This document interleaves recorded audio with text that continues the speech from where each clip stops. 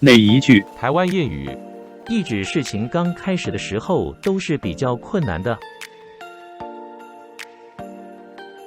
台湾谚语，取材于台湾闽南语常用词词典。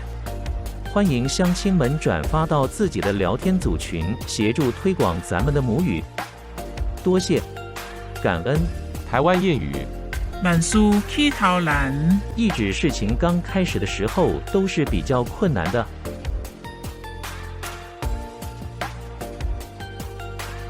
谢谢您的观赏，希望您会喜欢我为您制作的影片，请支持我，点击 subscribe， 然后再单击小铃铛，请点击下面观看同一系列的影片。